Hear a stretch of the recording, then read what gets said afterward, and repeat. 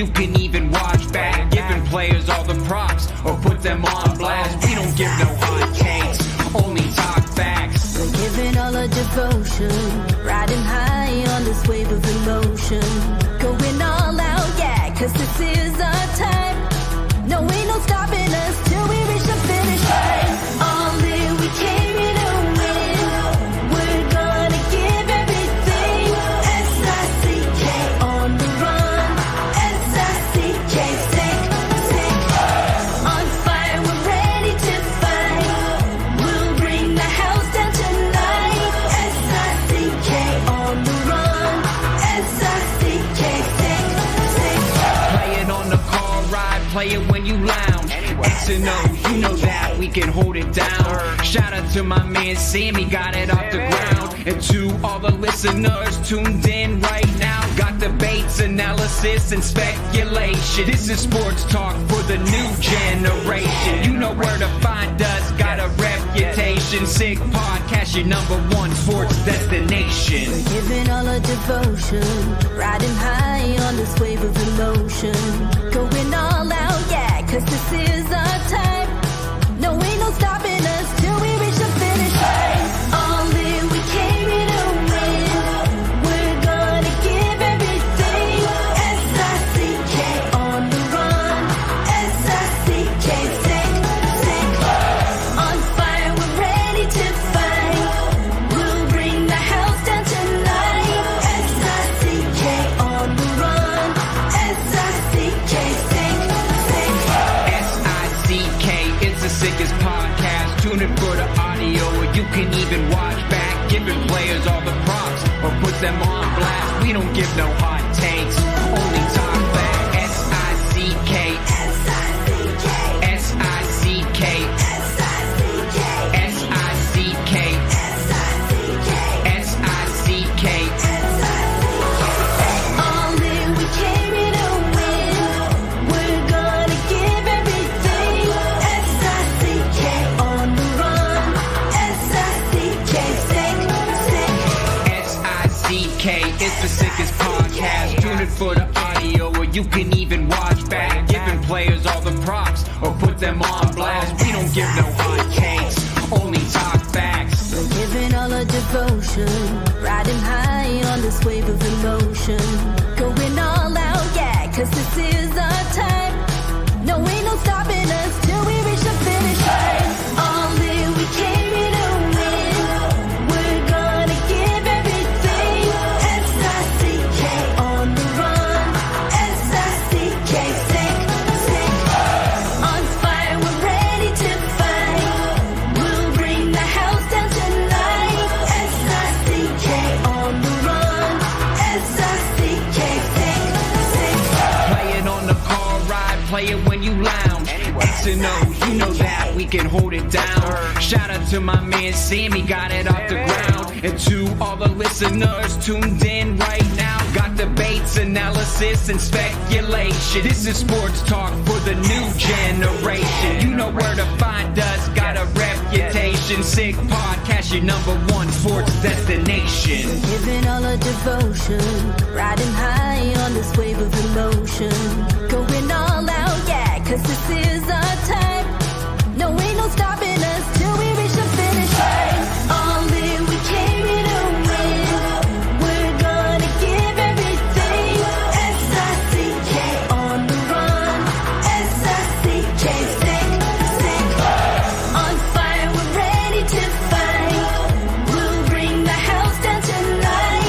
S-I-C-K on the run. S-I-C-K, sick, sick.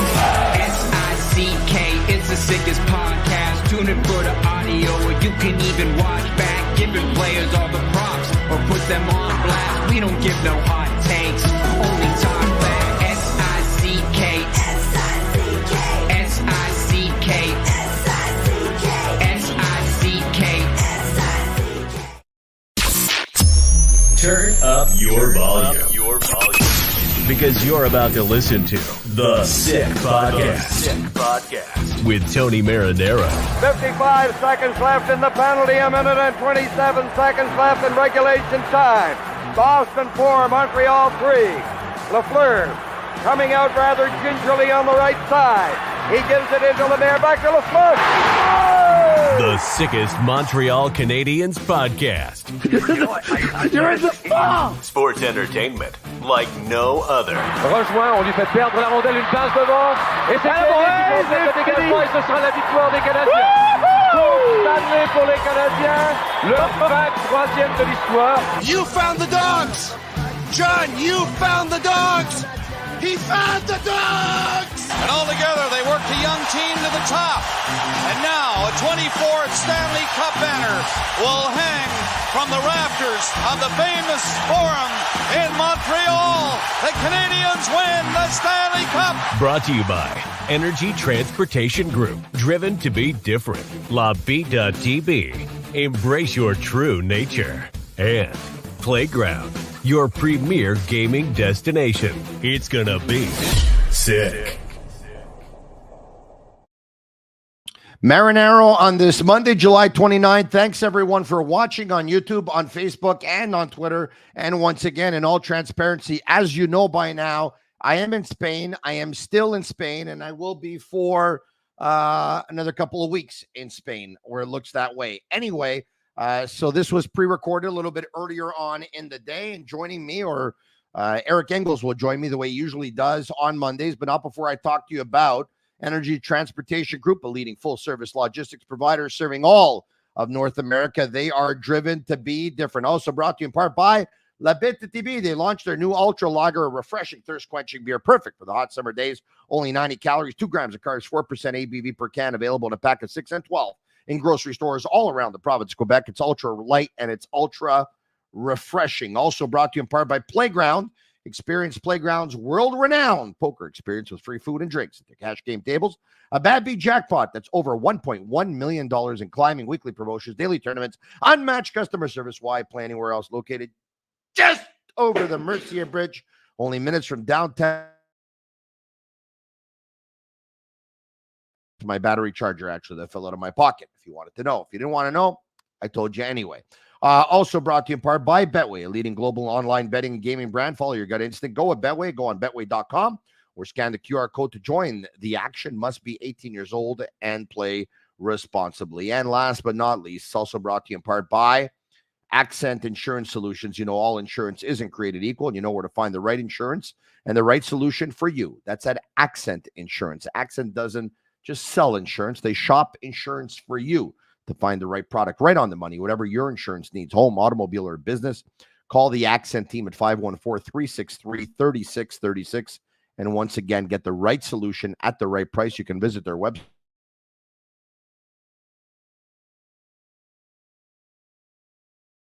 to talk about. And one of the things we're going to start with is a tweet the Montreal Canadiens sent out a couple of days ago.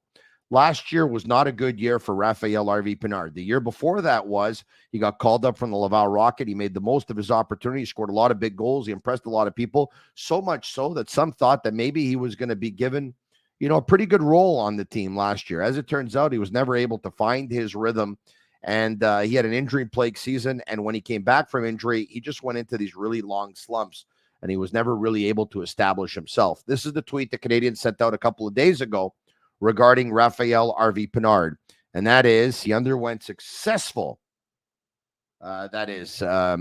surgery after suffering a broken leg. The recovery period for the 25-year-old winger is estimated to be 4 months. So end of July, end of August, end of September, end of October, end of November, probably best case scenario. Without further ado, I talked to you about Eric Engels of Sportsnet and Sportsnet.ca. Let's bring him in. Eric, how are you? I'm doing better than Rafaël Harvey-Pinard. Jeez. Yeah. Feel bad for the kid, No pun intended, but that's a bad break at a bad time. Yeah. I mean, obviously a bad enough break that he needed surgery, right? Usually if you break a bone clean through, you don't need surgery. Clearly that wasn't the case here. Some things got out of place and needed to be replaced. And it's a terrible break for a guy who already had 2 leg injuries in the last year, right? It's just very unfortunate. You probably would have circled his name. I don't know if I heard exactly what you said off the top, as a guy amongst Canadians from last season that would have as much to prove as anybody coming into training camp, right? you might have circled him and said, okay, he's got a contract, he's got a job to lose rather than one to win. But there's some competition coming through the ranks of the Canadians, right? You've got Florian Jacki, who's kind of rising quickly like his brother did. You've got Luke Tuck, who signed out of college. And those two guys, you might have looked at them and said they're probably a year away. You got Owen Beck, who obviously has some room to gain on this Canadians roster going into training camp. He's a guy you'll circle and say, okay, there might be a chance for him. But one thing's for sure, this makes the chances for Rafaël Harvey-Pinard harder, and that's a tough break. You're right, no pun intended. That sounds like a fourth line, maybe a year and a half from now, maybe less. Who knows? Maybe a little bit more. But that sounds like, it has the makings of a fourth line. Owen Beck, Florian Jacki, and Luke Tuck. All right, Harvey-Pinard. Let's bring up his hockey DB if we can. I think we got it here. We do. I'm on master control. So in 2021-22, he gets called up to the Canadians, plays 4 games, getting called up from the Laval Rocket, where he had a great season, scoring 21 goals in 69 games, 35 assists, 56 points. That's a pretty good season, 10 points in 15 playoff games. Gets called up for a game, scores a goal. Gets called up for 4 games, scores a goal. And then a couple of years ago, he gets called up for 34 games, and he scores 14 goals in 34 games. I don't think people quite understand how amazing that is. I mean, 14 goals, 34 games is 28 goals in 68 games, is 35 goals in 70 and 85 games. Like it's a 32, probably on pace for about a 32 goal season. It was unbelievable. He caught so many people by surprise, and some people got excited. Like Maxime Lapierre, as you know, is a regular collaborator on the Sick Podcast, and I appreciate him very, very much. And at one point, he said, I got Rafaël Harvey-Pinard penciled in to play on a line with Suzuki and Caulfield. I think he said that about a year ago, and I looked at him and I said, Max, no, there's no way. It's impossible. And he said, well, why is it impossible? And I said, well, your number one line is really your best players. And he said, not always.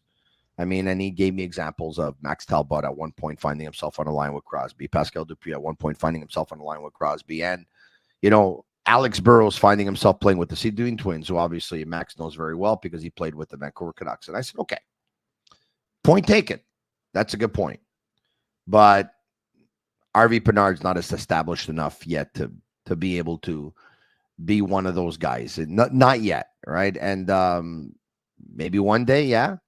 But I needed to see a bigger sample size. As it turns out, the sample size last year, he only played 45 games because of injury. He scored 2 goals. So now I think a lot of people are trying to find out and are wondering, who's the real Rafaël Harvey-Pinard? I mean, is he the guy who scored 2 goals in 45 games? Is he the guy who scored 14 goals in 34 games the year before? Eric, the truth usually ends up somewhere in the middle. Yeah, and if it does, it's going to be good news for him and good news for the Canadians, right? You're looking at a player that could score probably around between 10 and 15 goals, play on your fourth line in a regular spot, but also move up and down the lineup because he does have that certain versatility of being a complementary player that he's easy to play with. You know exactly what he's going to do. He's predictable. He plays in straight lines. I've said this a couple of times with you. I'm going to say it again. To me, the goal thing last year, 2 goals in 45 games, that's not the part that disappointed me about Rafaël Harvey-Pinard's season. I think the 2 leg injuries that he had was a major factor in what I'm about to say and how he performed. I didn't see him winning his battles. And for a player of his tenacity and his willingness to go in and do those things that you need to get done to win games, he didn't win enough of those battles. And that has always been a hallmark of his game. Goal scoring has always been a part of his game, not necessarily the hallmark. If you go back through those junior years, he did have a 40-goal season. It's not like it came out of nowhere. Yeah. That said, the 14 goals next to Nick Suzuki, look back at that season a couple of years ago. I think it's pretty remarkable that Nick Suzuki played a large portion of it after Cole Caulfield went down with surgery with Rafaël Harvey-Pinard and Jesse Ylönen, and ended up with over 60 points on the season, right? People always talking about, oh, is he ever going to be a point per game player like that? There was some pretty good indications just making those two guys look the way they did. That was part of it. But he shot at 24%. Rafaël Harvey-Pinard shot at 24% in that season. He was at 7.7% this last year. You know, you're right. When you say logic would dictate, he's probably somewhere in between. He probably is somewhere in between. The thing about this training camp and this opportunity in front of him was to prove that he is somewhere in between those two things. Yeah. Now it's kind of off the table for him, as is his summer training program. So you never like to hear about these things. I don't know how it's happened. I've obviously been a little bit distant from the hockey news over the last couple of weeks. It's the quiet time. It's the dead season of the NHL. I'm making time to talk with you and talk about all things Canadians, which is fun enough for me. It keeps me plugged in. But, you know, I look forward to speaking to him. I hope his spirits are high. He's a great kid who wants nothing but to succeed and succeed with the Montreal Canadiens. And I think he was hungry for the opportunity that was in front of him. He didn't win enough battles for you. I'm wondering if he has the body type and the profile to be able to win battles consistency over the course of a very long season. Like, I don't know if you agree with me or not, but like, I don't think that matters. It comes down to will. It comes down to who wants it more. You see this time and time again. The proof is in the pudding. Will you go up against a player who's bigger than you and not necessarily come out with the puck? Sometimes. Will you make it hard for him to exit cleanly? Yes, if you have the will. You know, Brendan Gallagher has made a career of it, and you know, before Brendan Gallagher had, you know, the injuries that he suffered through over the last number of years, and I think he started to look really good towards the second half of last season, much more like the player you'd want him to be for the money he's making, knowing he's not going to score the amount that will justify his contract. But there, you can go across the league and look at so many other players who compete that hard, and Rafaël Harvey-Pinard has that in him. He competes extremely hard, and I'm not saying that he wasn't winning his battles because he didn't have the will this last year. I think the leg injuries affected the ability to get to those battles in the speed he needed to. And I think the confidence was not in a place where he wanted it to be able to execute and win more of them. It's not like he didn't engage in them. He always did.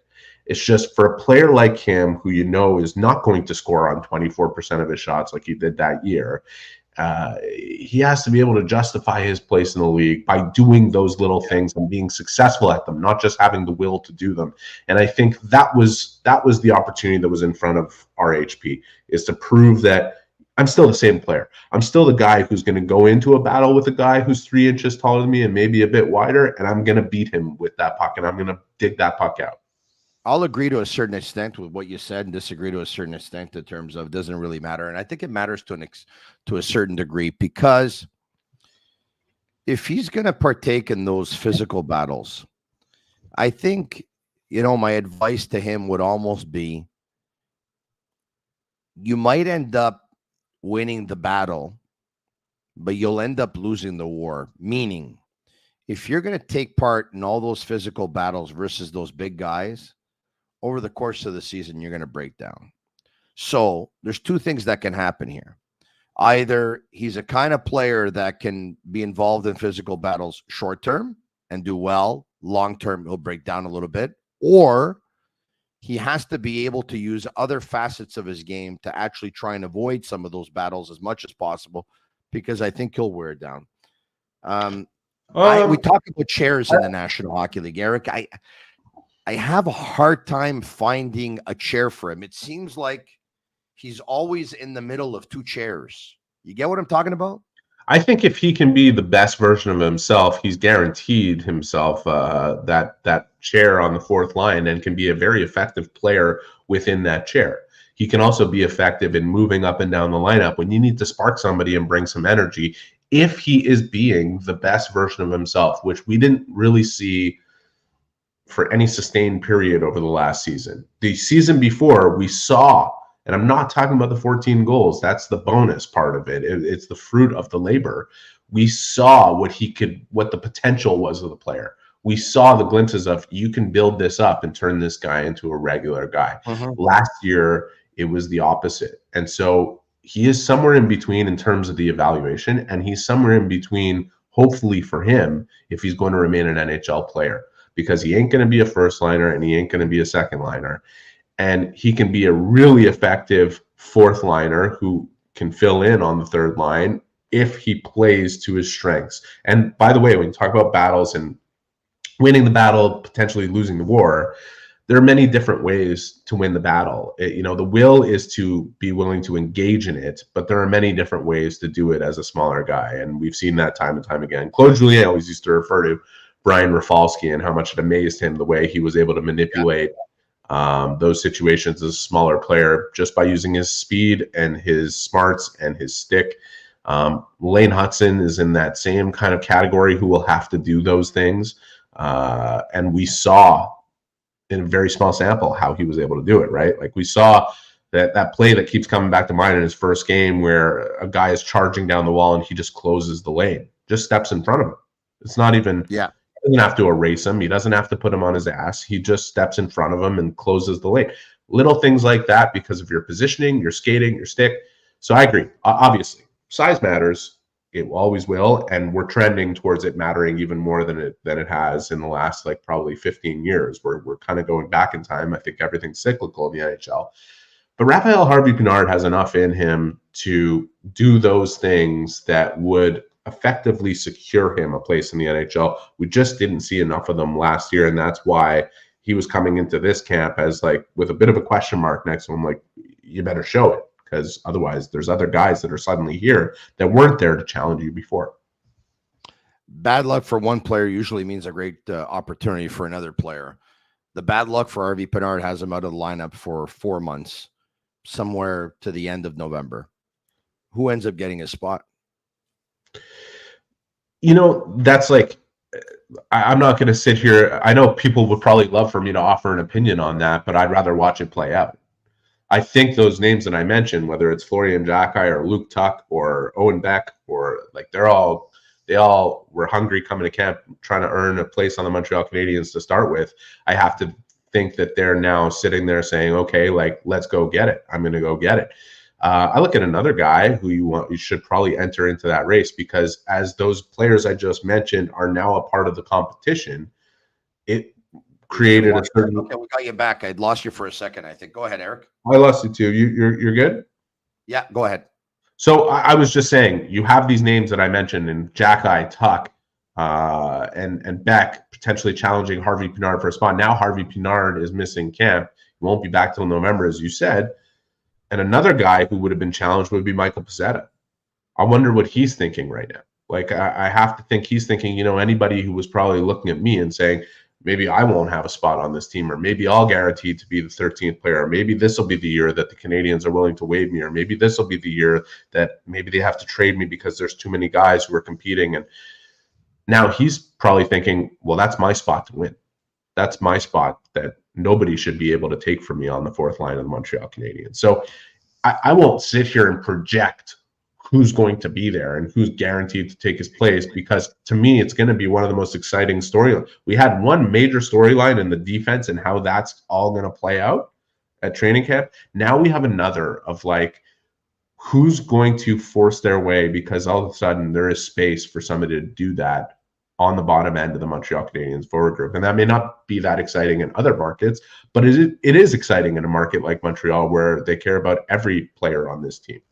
All right. I've heard you on this subject before, more than a year ago, on Jacki. I'm sure your opinion hasn't changed, but to make sure we cover all the bases, I'm going to go back to it again.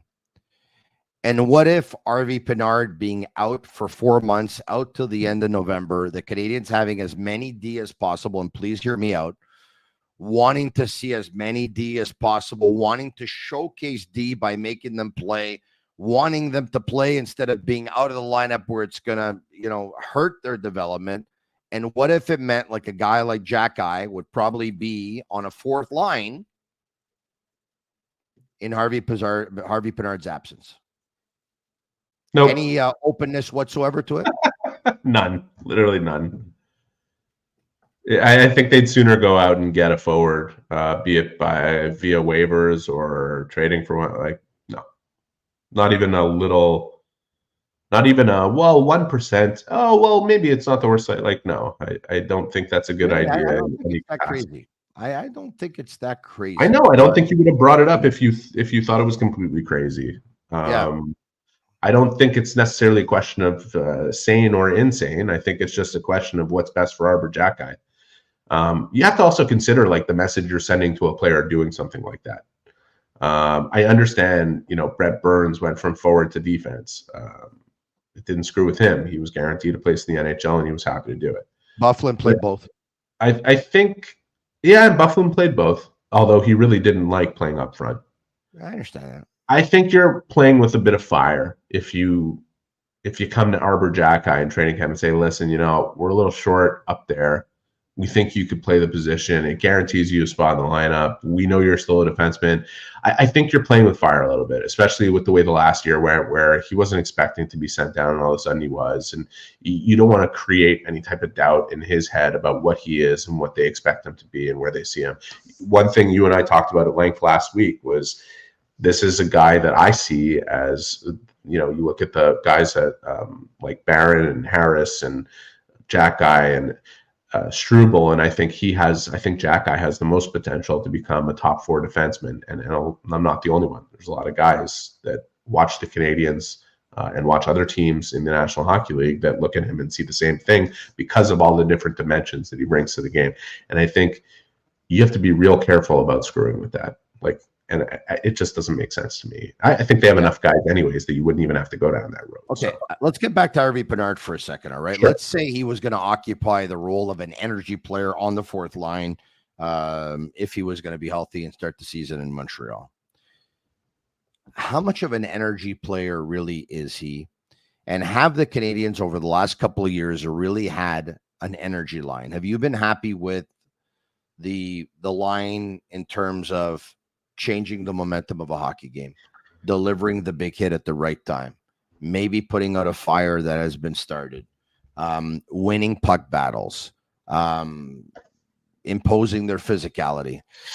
I think there's a lot of room for improvement on the fourth line. And I think the good news is let's be honest, the one area that you can improve your team the quickest and the easiest in hockey is improving your fourth line.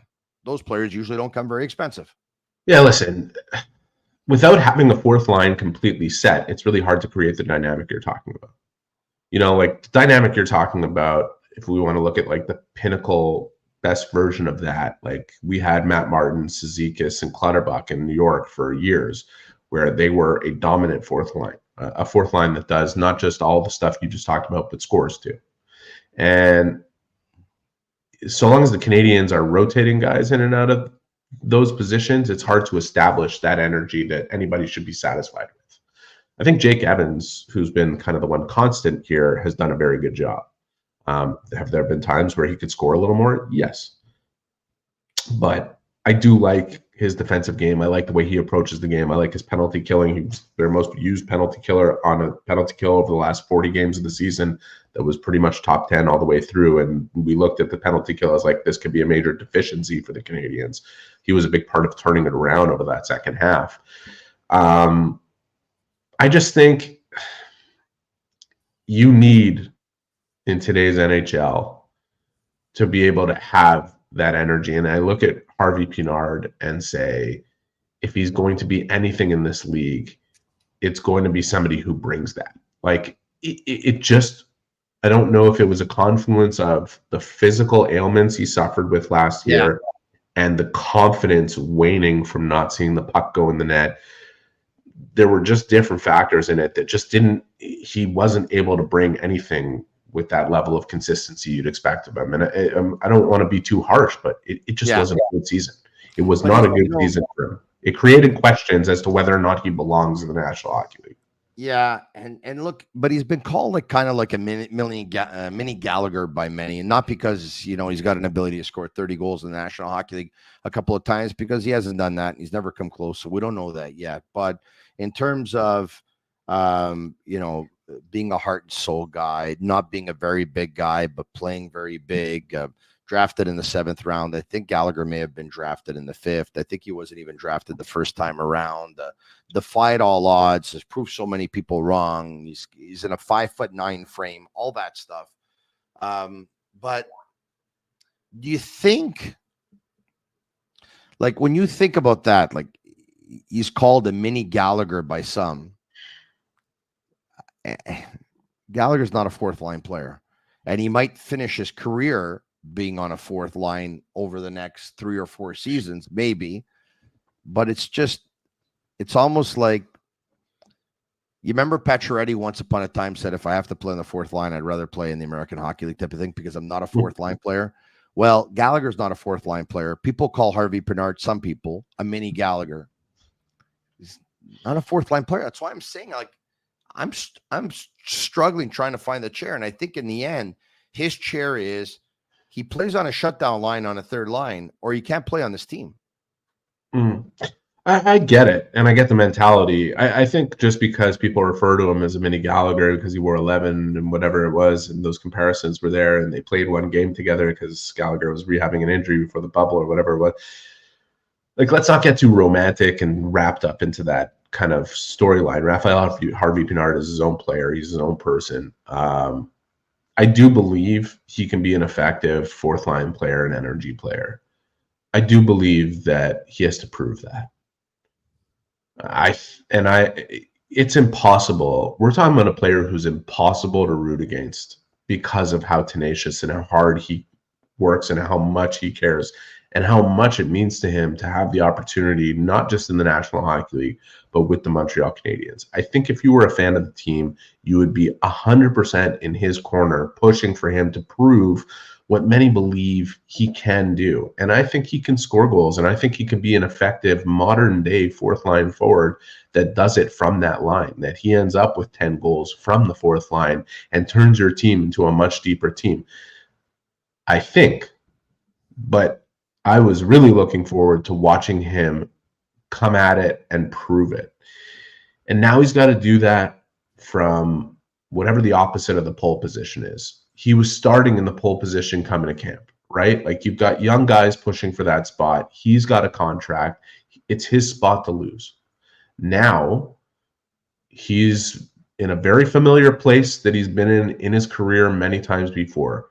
But this time he's coming off a major injury, and some people will have established themselves a little bit more, and he is really going to have to prove something. And I wouldn't have wished this on him, but I do think it's a great opportunity for him. And I know with his attitude and the way he approaches things, he'll come back fighting as hard as he possibly can. We'll see if it's good enough to reestablish his career, because the player is 25 years old.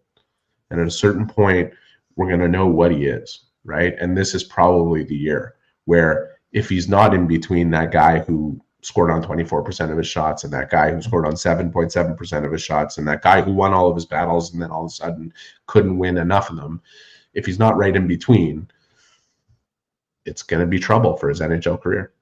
All right. I think we've all seen by now the images of George Larac on the ice in Alberta with Matt Rempe, and giving him, a lot of his pugilistic knowledge and a bunch of tips and all that stuff. And George has said, if you thought Rempe was a handful before, wait till you see him now. It's going to be like watching me in my prime type of thing. Okay.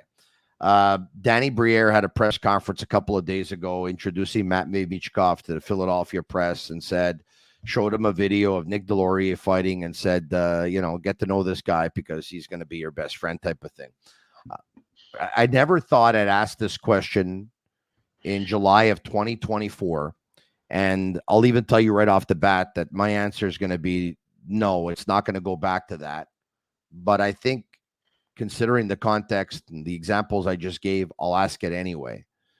Do you think there's a chance that the National Hockey League more teams go back to having one enforcer on their 4th line? I'm not saying that it's going to go back to 80s and 90s style. It never will. But do you think more teams will have an enforcer on their 4th line? Off the top of my head, yes.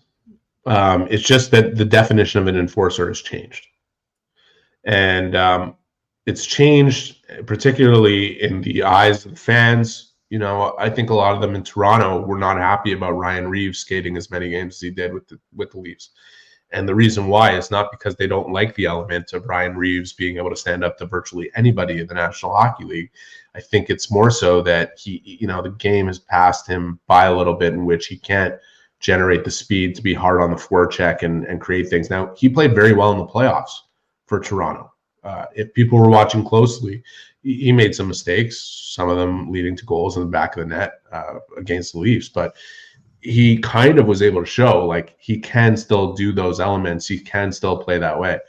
I don't know if John Tortorella felt that way about Nick Delorier. You know, he sat out of a lot of games this year. I didn't particularly like seeing him sit out. That's not a guy, given how he can play on the forecheck, and he's not just a brawler, that I would be sitting out of my lineup as frequently as he did. And it was kind of surprising for me, especially for a team coached by a guy like Torts. But it's all to say that I think more and more teams are valuing that type of player, provided that they can play the game at the speed that's required to be in the lineup and play their 7 to 11 minutes. If they can't do that, it's the league is too unforgiving to be able to dress somebody like that regularly and just say, you know what, you're going to take 4 shifts, and if you need to beat somebody up or just act as a deterrent, then I don't think we're there anymore.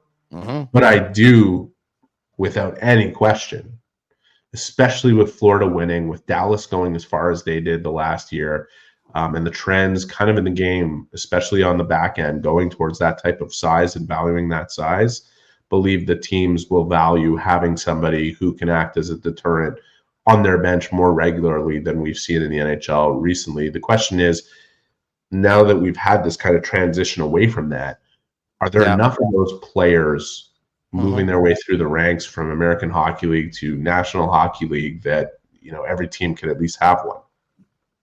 Pierre Maguire brought up a name a couple of months ago on the Sick Podcast. It's an interesting one, and that is Mathieu Olivier.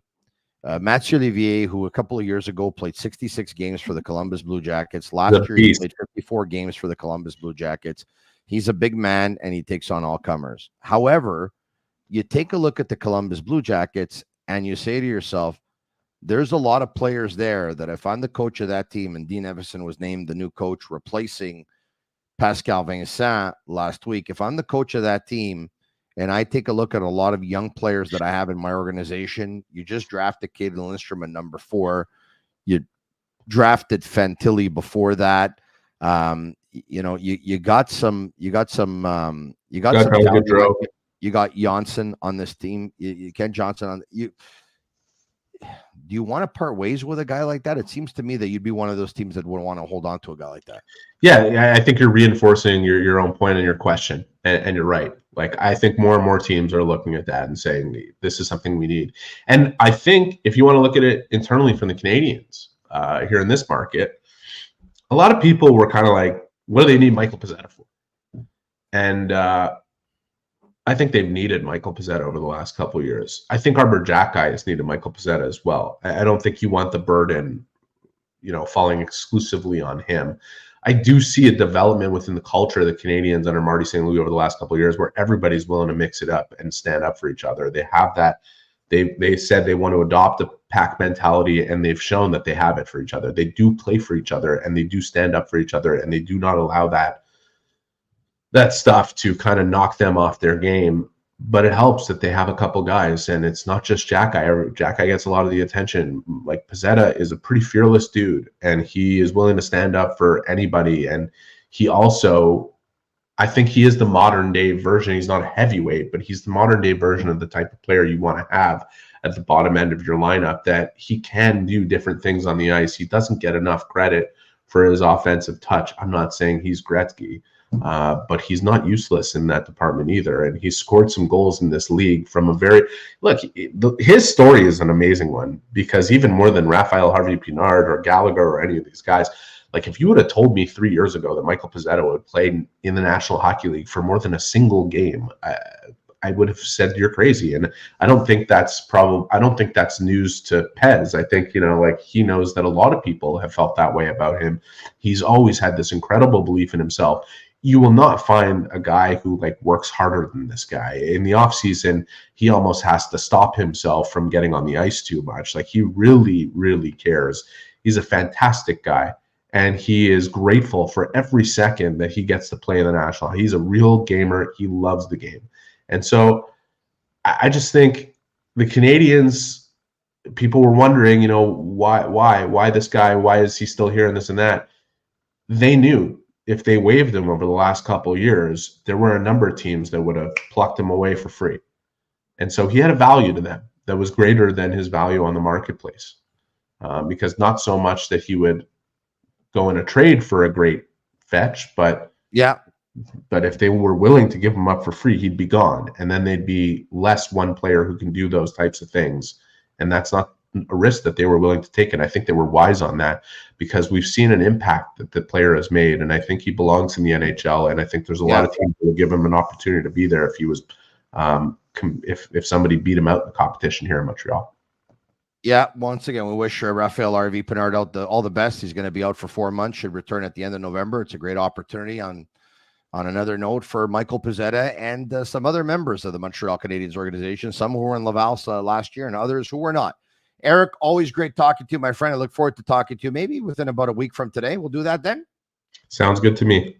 All right. Thanks so much to Energy Transportation Group, to Bittt, to Tibi, to Playground, to Accent Insurance Solutions, and to Betway. And thanks to all of you for watching. And once again, if you liked it, comment SICK, SICK, share with your friends. Tell them to subscribe to our YouTube channel. If they haven't already, leave us a 5-star review on Apple. It's our way of feeling the love. Marinaro from Spain. Have a good one, everyone. Thanks for watching. It's a Sick Podcast. And that's a wrap. Hope you don't miss us too much until next time. Follow the Sick Podcast with Tony Marinaro on YouTube, Instagram, Facebook, Google Play, and Apple Podcasts. The Sick Podcast is brought to you by Energy Transportation Group, driven to be different. Bittt. Embrace your true nature. And Playground, your premier gaming destination.